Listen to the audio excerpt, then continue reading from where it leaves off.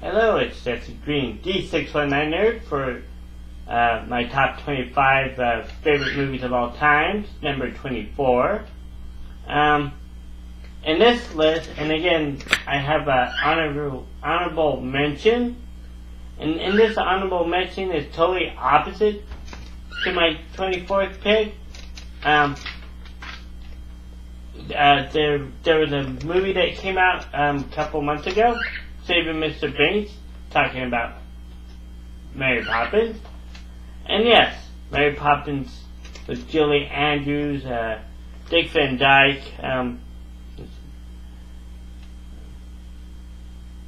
Gladys Jones, David Tomlin.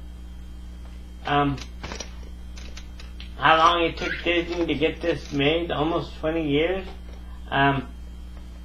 It's about a nanny, which you see. I think. Well, actually, Simpsons did it first, which something the South Park did. Then Family Guy did it, kind of. But yeah, it's a classic nanny who comes to not only help the children, but save the parents. Which I still haven't seen Saving Mr. Banks. I still want to see it.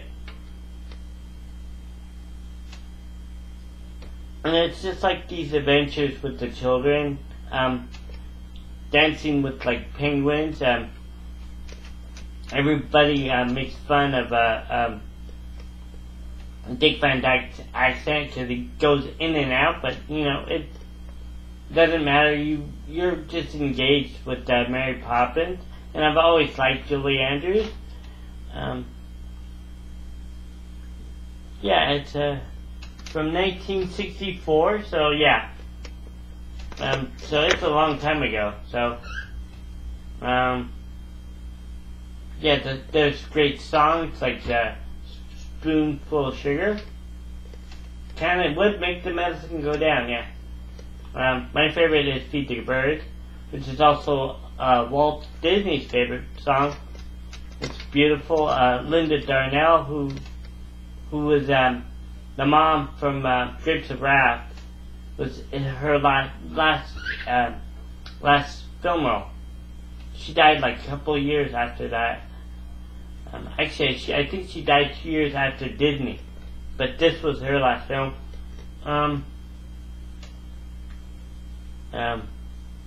It's just a charming film. Go fly a kite, make them laugh. Super solid. Okay, I'm not going to say it. And no, I'm not drunk. Some of you say, are you drunk? No, I'm not. But yeah, it's a classic. It's won Julie Andrew an Oscar, and if it wasn't for Warner Brothers not casting her in My Fair Lady, she would have not won the Oscar. And she actually thanked Warner for actually not, because she was doing it on Broadway, and they wanted somebody well known, so they picked Audrey Hepburn. So she thanked Warner Brothers, and he laughed. But yeah, it's a classic. If you haven't seen it, what the heck is wrong with you? Yes, I just do it on the couch. What the heck's wrong with you if you've not seen it? It's a classic. It's a joyful film, and I'm probably gonna pop it in once I'm done. Yeah, so that was my honorable mention, number 24. Now this one's quite opposite. This is probably one of the scariest ghost stories ever done, arguably. Yes, you got Poltergeist and you got well, I guess you could say Shining, but yeah, you could. Shining or Poltergeist or Amityville Horror or any of the, no, this one takes the cake. It's about this doctor, kind of like a psychiatrist, wants to study like a ghost phenomenon, and this house, since day one, since day one it was built. Day one it was built, it was cursed. The first family the man who built the house, no reason once they hit past a certain point, a carriage accident killing the wife. I think either son or daughter lived. I think, daughter lived, and she lived till an old age, but she was mistreated and she died. Other people died, so yes, it's a really good haunted house. It was 1967, directed by Robert Wise, who was in the previous episode, the setup. And it stars Julie Harris, who just recently died not too long ago. Sad, but she was magnificent. The house picked her for a reason. She was like timid.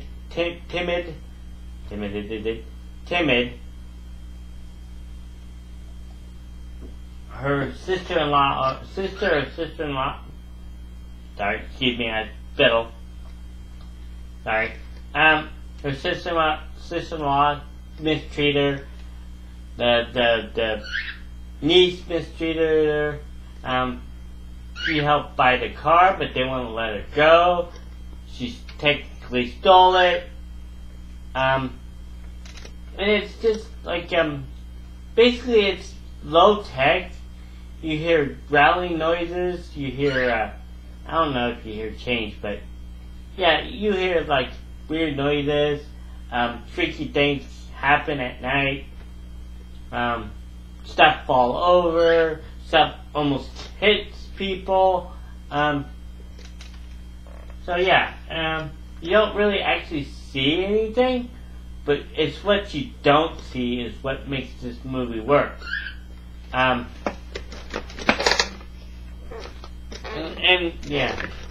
And then you don't know what's going on until like the very end, but still you have to watch it a few times to get like certain things. Because there's a character who's actually a lesbian, which they don't make reference. I think they did when they did the remake. They kind of referenced it, but not here.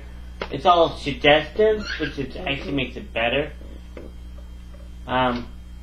The remake, don't watch the remake, watch this.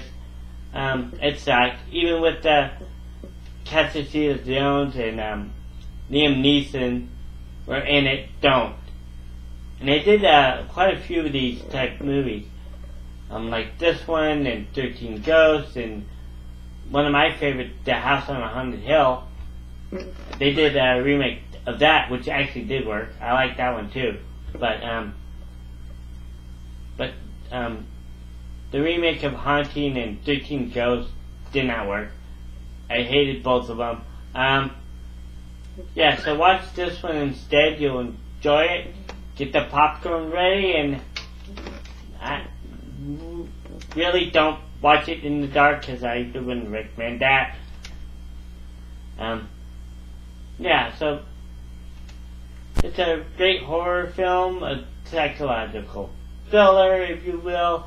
Again, you don't see anything. You don't see a ghost with like CGI, which back then you wouldn't. But